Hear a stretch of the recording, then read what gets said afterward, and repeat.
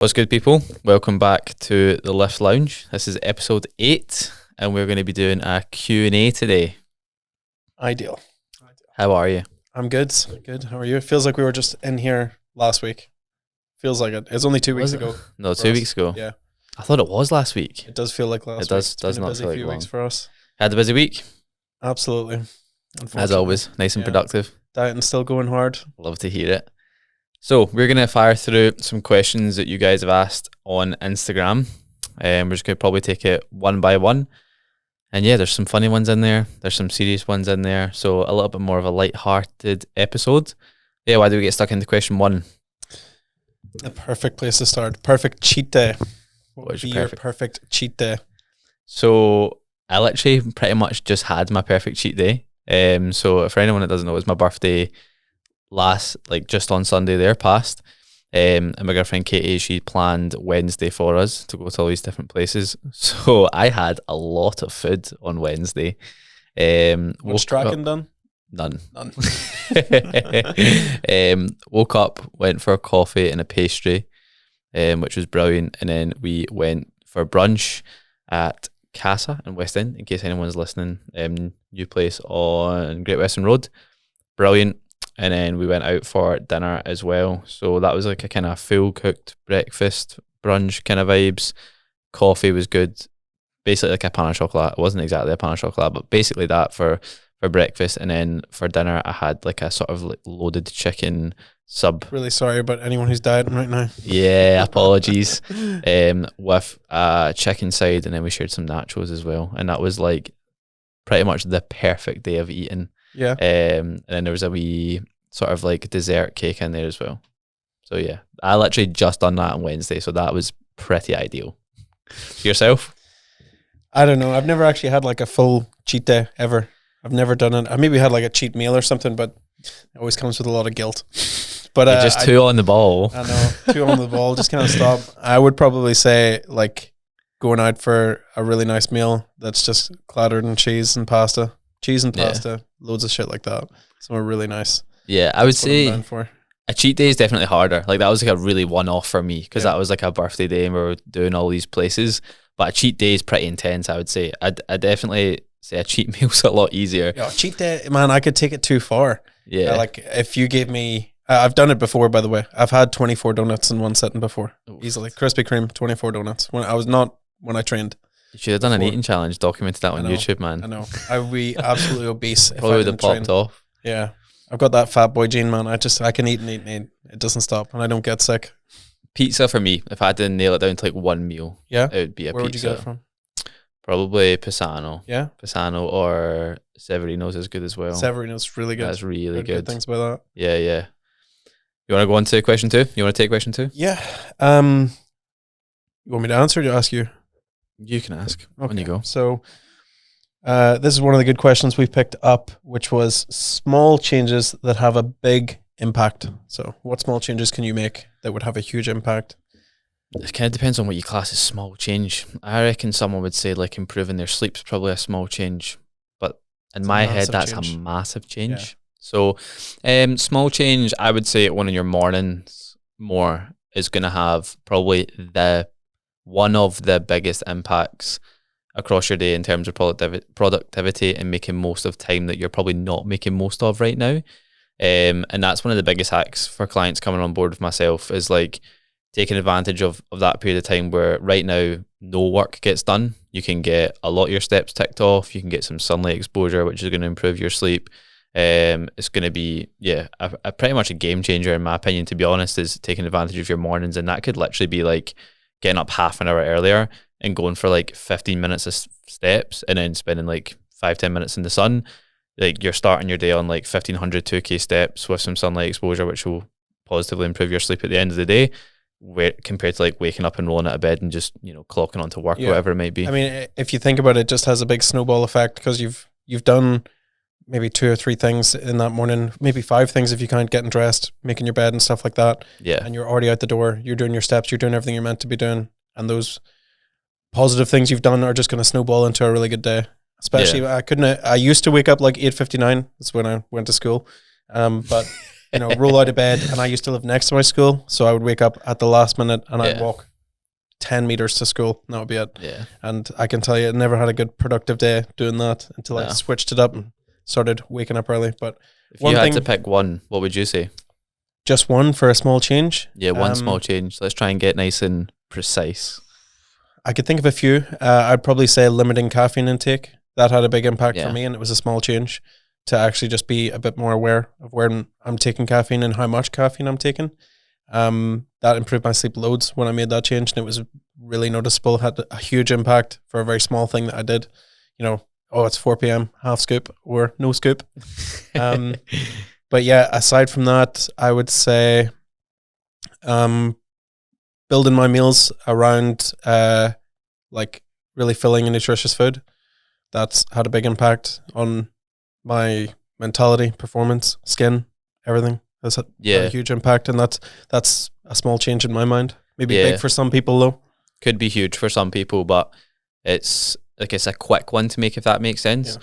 You're already going to eat anyway today, so all you really need to do is next time you're doing your weekly shop or next time you're going to the shops is change the foods that you're picking up. Yeah. So you could realistically, if you wanted to, change your diet in the space of 24 hours. Is that achievable for most people? Not really, but could you if you really wanted to? Yeah. So could that be a really, really quick change and then therefore a really impactful and quote unquote easy change? Yeah. Probably. If I had to pick one more quickly for training, there's probably a lot of people listening to this for training, I would say filming your sets. That's a pretty small task for most people to quickly balance your phone against your water bottle in the gym just to see how you look when you're actually performing your exercises. Is going to really, really quickly tell you a lot about your form and your intensity. Yeah. And if you can quickly improve your form and quickly improve your intensity, that's going to have probably the biggest change to your training, and then therefore growing muscle, whatever it may be, right? Yeah. So I'd quickly say filming your sets is a quick change for. And also just if you're one of those guys who trains so hard that you can't even count your reps, then you film your sets, you can count them after. Yeah. No excuses for forgetting. So I'll go with the next one. I quite like this one, to be fair. I like this one. Who's influenced you the most? In terms of business or my mentality, training, there's one for everyone. Every single one of those I've got a person in mind. Okay, so who's the first person that springs to mind then? That influenced me? Yeah, who's the first person you think of? Just if I had to say it and you had to give me one name, Dorian Yates. Yeah. Okay. And this is that was my first introduction to training, and that was the first person that I seen. And the reason it impacted me so much was because the thing that I couldn't wrap my head around was that he lived like a monk, essentially doing very, monotonous stuff for 15 years straight. And in my head, that was something that seemed unachievable to me. So I was majorly impressed by it.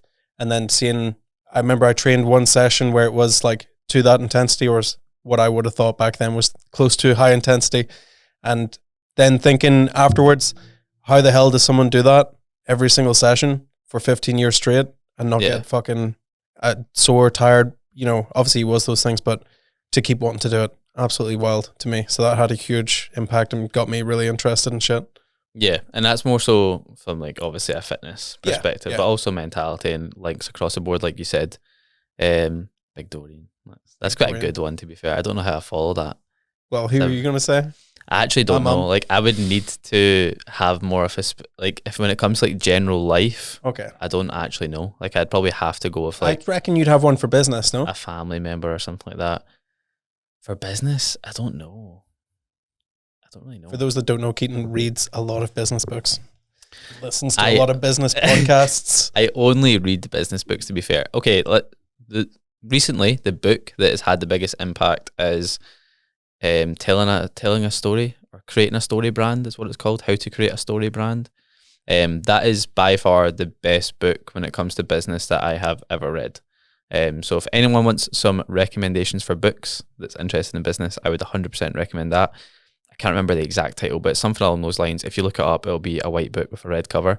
But I read that on holiday when I was in Marbella, and that is one of the few books where I've put that down and I've thought, I'm probably going to need to read that again, maybe 2 or 3 times, and really dive into each section of the book and really rinse it for what it's worth, because there's so much information in that book that you probably wouldn't be able to dissect it just by sitting down in one sitting and reading the book. you could probably break it down into like each chapter and section and then spend like a really good amount of time on it. So in terms of books, probably that one. In terms I'll alter the question for you, right? Okay.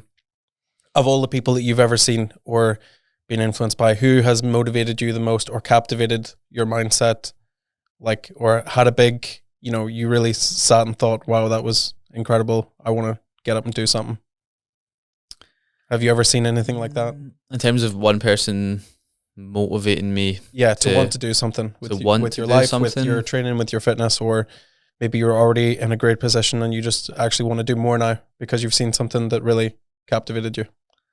I think recently, because I can only really think about people like recently. Yeah. Recently, Nick Bear is a influencer, if you want to say that. He owns BPN supplements. I think he's had quite a big impact on like how I view like what he gets done and like how he manages his life, because a lot of the influencers are maybe like a little bit younger and they have like a job as an influencer as their job, so they maybe have a lot more free time literally just to go and create content. But he runs his business, he's a dad, he bodybuilds, but like it's not just those things. He's probably, I'm going to say he's probably a pretty decent dad. So he manages his life with his kids, his wife and all that. He manages like a massive supplement company. He can also run a marathon in an extremely impressive time and do bodybuilding shows kind of pretty much simultaneously. So he's someone recently I've looked at and I've just been like, how on earth does he manage all those things? And it just makes you sit back and think like, there really isn't any excuses. Like there really isn't any excuses. If he can go and do bodybuilding shows and run marathons in like pretty much like close to professional times while managing his family and an extremely busy supplement company, like why can't I go and do like something fairly similar to that? Maybe not to the same extent, but it just puts into perspective that there's no excuses really to not get stuff done. Similar things motivate me. Like obviously the big one, David Goggins. I mean, I remember listening to his book and reading his first book and thinking, I need to do more and I don't do enough and I'm a little bitch. That's it. That's the fact. After I read it and listened to the thing, I couldn't help but feel like I am a little bitch. I think I don't do enough and I clearly am not trying hard enough. Because I remember reading that he did like a crazy back workout the night before, never was consistent with his running during this, and then he signed up for his first 100-mile run around a 1 mile track. So just 100 laps of that track. And his back was destroyed from the previous day from training, and the most cardio he was doing was 20 minutes on an elliptical bike every week, once a week, runs 100 miles, no training, no nothing, on like, that just blew my mind. I was like, right, okay, you know, I have a struggle doing 45 minutes of cardio in the morning thinking, oh, this is quite tough, thinking, oh, I'll just stop now at 30 minutes, that's enough, and thinking, right, run for 19 hours with no training. Some of the stories from him are just like, you can't. And it's maybe not a great gauge to pit yourself against, but it is one that's like, right, well, he obviously can push the body to limits. I could push mine. Yeah. Not that I want to. If I was to pick someone a little bit closer to home, I would actually say my girlfriend Katie. So if she's listening, shout out to her. I probably won't go in depth why, because I could probably sit and talk about her for hours and hours. But what she manages with like her uni schedule and going to the gym and still making time to like socialize and stuff, I think is extremely impressive. So she's definitely influenced me as well. So shout out to her. Want to move on to the next one? Aye, okay. How do you know you're training hard enough? Right. I've been getting ready for this one because it's something that's been tickling my feathers. Is that ruffling my feathers? Ruffling my feathers. What am I talking about? Ruffling my feathers. Okay, so something that's been annoying me recently is coaches that go on social medias and just shout that you're not training hard enough. Like, that is not helping anybody at all. Just shouting at them saying the reason you're not making progress is because you're not training hard enough is the same as going up to a homeless person and saying just buy a house. It does not work like that. Just go get a job, bro. There's nothing tangible to that, because the person that's not training hard enough doesn't know that they're not training hard enough. So you need to actually give them some advice on how they can start training harder. So my first piece of advice for that, links into something that we've already spoke about, is filming your sets. Because one of the telltale signs that you're not training hard enough is your contraction speed, right? So if you are trying to move a weight as quickly as you possibly can and putting max effort into that, if you're training close to failure, that weight should still be moving relatively slow.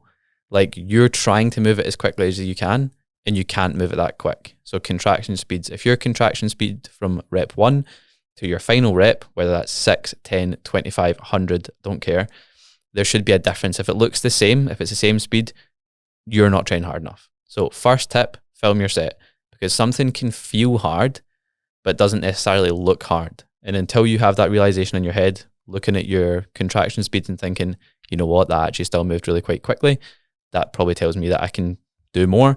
You're not going to make that connection. You're never going to go and increase the weight, because in your head and when you're doing the exercise, it already feels hard. It feels like as hard as it could probably feel.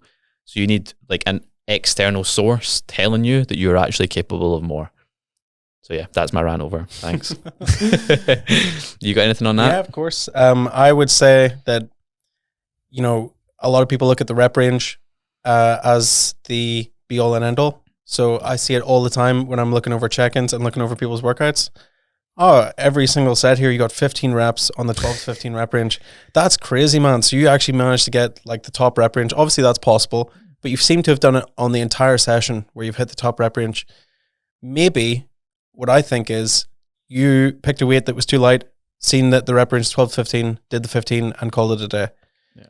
The rep range is a guide. It's not real. Yeah, if you've picked a weight that is possibly too light, but you've started your set, it's time to bring it to failure. Maybe you're going to get like 28 reps. I don't care. Do the 28 reps. Okay, now you've learned your lesson. That was too light, and do the next set. I mean, I was training with a client yesterday, and he has recently started learning a lot more about training. And when I showed him what true failure looks like, for instance, he was moving his reps really fast. The concentric tempo was rapid the whole way, and then the weight gets put down when it's starting getting tough. So that's not failure, which is what I was trying to show him. Just because it's starting to get tough and you can't do the reps the way you were doing them doesn't mean that you've hit failure. And then I do a set, show him what my last rep looks like. All the other reps look like 3-4 seconds to complete one rep. The last rep took me 14 seconds to complete. Concentric tempo slowing down. And I didn't just, oh, that's hard, put that down, done, you know? Yeah. And my favorite analogy for training hard is the bit about half reps and full reps. So for instance, if you bring the weight up to here and you just stop, throw it down, you know, you've done your last rep, it was balls to the walls, completed it, but you didn't finish that last negative, that last portion of the movement. Okay, you got 3 sets of that. That's a half rep missed on each set. So that's 1.5 reps. You're going to do this workout 52 times for all the weeks of this year. 52 times 1.5. Struggle quick here. Math. It's like 75, 70, 77 or something. So you're missing 77 reps this year from skipping that rep. Yeah. Do you think 77 reps is going to have a positive or negative impact if you did them? Positive. Yeah, you're not asking the right guy for maths there. You looked at me for maths. I'm not quite your good guy. With the mental maths. That's my forte. I'm not too good with the numbers, man. It moves on quite nicely to the next question, if I'm being honest. Like it really, really does. Yeah. And it's also something that we could probably chat about for a semi-decent amount of time. Do you have any more tips on the last one before we move forward? We could cover more. I mean, training hard enough. Gauging how hard you're training. If I don't think a lot of people like to gauge pain like the following day as to whether or not they trained hard enough. Yes. So that's not a good measure unless you've literally not trained last week. You know, if you took a deload or you didn't train last week and you train this week, if you train even 7 out of 10, you're going to have more DOMs than you usually do. So that's not a good gauge. But if you try do another rep at the end and you literally cannot move it, or you come and you pick up and try do another set even though it's not scheduled, and you try do the same weight again and you can only get like 1 or 2 reps, you've definitely hit failure on all the sets you were meant to do. You know, you're training hard enough. Or I don't know, you could go into a lot of things for training hard. Quickly on DOMs, give someone like a little bit of advice with DOMs. Like I think, like you said, a lot of people will look for DOMs. If you wake up and you're really, really sore, like it doesn't necessarily mean that you had like a better workout. And again, if you wake up and you're not sore from the session, it doesn't necessarily mean that you didn't have a productive session. But for some like rough guidelines there, so somebody can actually take something away from that point, is that ideally you want your DOMs to be peaking, right? So you want them to be getting their sorest around 24 hours after the session, and then slowly getting better from there. Can they still last longer than that? Yeah, of course. But if your DOMs are getting their absolute worst and they're peaking in soreness like 48 hours after the session, or even sometimes longer than that, then that might be a sign that you're maybe doing a little bit too much, and then you would actually look to dial it back a little bit. Yeah. So you can use that information a little bit there and quickly assess your session. I've got a prime example that I trained legs on Wednesday, and I did a lot of things that I wasn't meant to do, a lot of intensifiers, and I was training with a client, so I thought I'll obviously show him what true failure looks like, and me in leg training, I can always take it too far, and there was drop sets, Widowmaker sets, there was forced reps, negatives, isometric holds, partials, everything, and went my Dory legs and Yates are on destroyed still today, and we are 4 days on, so yeah, still struggling moving around and sitting down. And that's just a sign that obviously my recovery is not at a stage where I can handle that level of training right now on 1900 calories. No. Okay, so let's move then. What does in the trenches mean? Well, someone's asked, what does in the World trenches War mean? That's not where I thought Leon was going with that. No, a lot of people like to compare how hard their life is living in the modern day society, doing their cardio and completing steps and eating a little bit less than their maintenance to lose weight, to being in the trenches like they're at war. Quite literally. Yeah. Yeah, it's a phrase that me and Leon probably aren't a fan of. That we don't use. To say the least, and I try really, really hard not to say it. But a lot of people will say that they're in the trenches when they are going through hard work, typically in a dieting phase when they've got lots of cardio to do and lots of steps to do and probably not so much food, so they probably don't feel too great across the day. But, you know, making good progress, it's going to be hard. It's going to be tough. That's literally what makes it worth it. So showing up every single day and expecting it to be hard and putting in hard work, you should be kind of expecting that from day one. It's going to get to the point where it's going to be hard, because if it wasn't hard, then nobody would be overweight. Everyone would be in tip-top shape, lovely condition year round. So yeah, your results that are worth getting, I wouldn't say it's worth saying that you're in the trenches for. It's like, based on, just if I was to be devil's advocate and I wanted to say, do you not think it's a good thing for someone to say that something like that is really hard on their story? Or do you think the way we're portraying it, where you should downplay how hard things are, is a bad thing? That's just not maybe what I agree with. I just want to play devil's advocate. The first thing that comes to mind is like, yeah, something's hard, but do you need to tell everyone? Over-exaggerating it? Yeah, well, do you need to go onto your story and say that you're in the trenches? Who are you doing that for? You doing that for you to tell yourself that it's hard, or are you doing that for everyone else to let everyone else know that you're putting in hard work? Because everyone's putting in hard work. Everyone has hard days. Doesn't mean that your day of doing cardio and steps isn't harder than someone's really stressful work day. But no one's going on the stories, after a horrible shift at work, saying that they're in the trenches. Yeah. My 9 to 5's done, man. I would say, like, recognizing that you're doing hard work's obviously good, right? If you're putting in the hard work, you're no doubt going to be making progress. If you're showing up every day and you're thinking, this is really, really hard, but you're doing it anyway, you're probably going to be making good progress. And, you can take positive mental aspects from that as well. You're probably going to be feeling really good about yourself if you're getting up and doing something consistently hard every single day.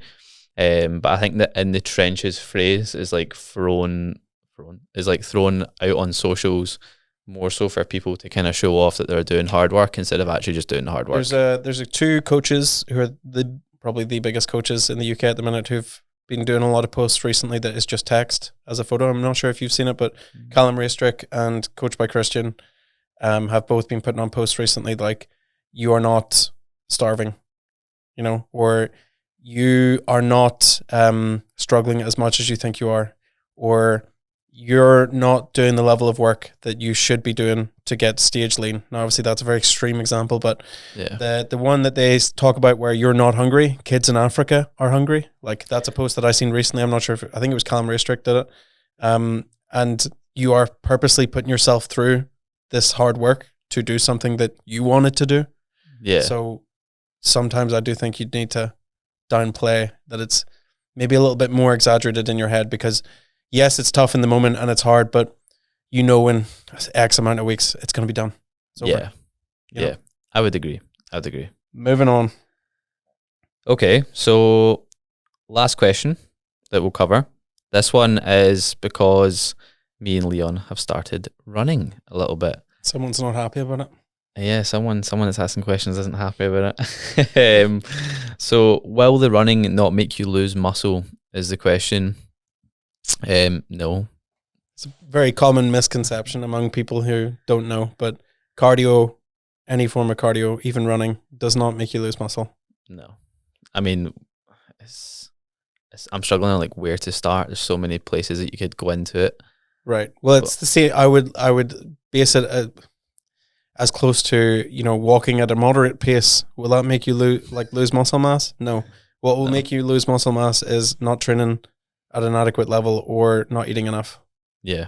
It's really kind of all it comes down to be honest. Hormones. So yeah, you could literally run like a marathon every single day. Yeah. And if you're feeling yourself there does come adequately, a detrimental point where you're doing too much activity that your muscles aren't growing. Yeah, it's probably an extreme could start example. Become like, what's the word?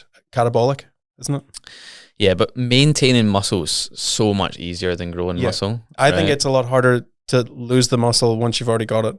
Yeah. But it takes 3 weeks. I remember studying this. Yeah, because of lockdown. It takes 3 weeks for your muscles to atrophy and lose size. Yeah, 3 weeks of nothing. Not training for 3 weeks. Obviously, you'll feel smaller immediately because you're not getting pumps and you don't have DOMs. But after 3 weeks, they would actually get smaller. Yeah, so 3 weeks of literally like zero activity. So why do you think doing activity would make it worse? So if you think that adding in some runs and still training 4 times a week, 5 times a week, consistently every single week is going to make you lose muscle. Do you think it's an excuse for people who don't want to do cardio and stuff? Because I know a lot of gym bros who'll be like, nah, I can't do cardio, man. That's like detrimental to the gains. Yeah, I think it probably is an excuse, to be honest. I think it's just because they don't want to do it. I think it's laziness coming in. And I think my last gaining phase, I kept cardio in throughout the entire gaining phase, and that benefited my gaining phase phenomenally. Well, that's what I say to clients. Like that's a perfect example actually that I hadn't thought about. I'll say to all my clients, we're keeping cardio in year round, even when we're gaining for heart health and cardiovascular health. And what you'll probably find is that it has actually crossover benefits to your training, and you can perform better. You'll be fitter. You'll be able to perform reps for longer. You'll be a lot better. So why would you not want to be more efficient and have a healthier body while you're training? Because in the grand scheme, if you just did weight training 5 times a week and did like 2K steps a day, that's not going to be good, Nah. So that's literally like the exact thing that you could look at to counteract that question. Yeah. Is like, if you think running is going to make you lose muscle, why do people do cardio in a gaining phase when they're trying to put on muscle? More. I think we've got another 3 minutes. So one more if you'd want to go for it. I don't know what this is, so surprise me. This is a surprise for you. Is obesity a disease? I'm pretty sure it's recently been classified as a disease. No. No? I don't think it is. No. I don't think so either. It's the same as type 2 diabetes is the one that you can get from just eating a shit lifestyle. Yeah. So it's the same deal for me. If you are obese, it is through your own actions and your lifestyle choices. Yeah, I think it's more so like, I was going to say lack of self-control. I think some people, based off of maybe their upbringing and maybe their home life and stuff like that. That's one thing that bothers me is when you see, this sounds terrible, but when you see kids that are overweight, I don't feel like that's the kid's fault. Like when you see a 6 or 7 year old who's really overweight, that is the parent giving them the incorrect portions and feeding them whenever they want. Yeah. Like your kid will just get fat then, and when he grows up, that's all he knows. Yeah, so some people have a much harder time just based off their life circumstances, like 100%. Could it be like out of someone's control? Like you said there, if you're like a kid, 100%. Does that mean it's a disease? No. Because, I would say no. No. Without getting into it in too much detail and ruffling too many feathers, I don't think it is. I'd say it's more so your personal circumstances. If you want help with that disease, come speak to us. Yeah, personal circumstances and your lack of self-control times together is what's making that happen. Which is probably what a lot of people don't want to hear. People like to hear that there's something wrong with them. That's why it's happened. Got a compulsive disorder to eat. So yeah. Anyway, that's a very controversial one. I'm trying not to say anything too controversial. But that's a great one to finish it on. Lovely. Perfect. Right. Lovely Q&A. Thank you for listening to podcasts. Episode 8. Yep. Drop us a follow if you want to get on the next Q&A so you can ask some more questions that might ruffle some feathers. Usually just put it out on Instagram, to be fair, be question box for the pod. So if you want to ask some good ones for us to chat about, head over to socials and fire away. Awesome. Thanking you. See you all next time.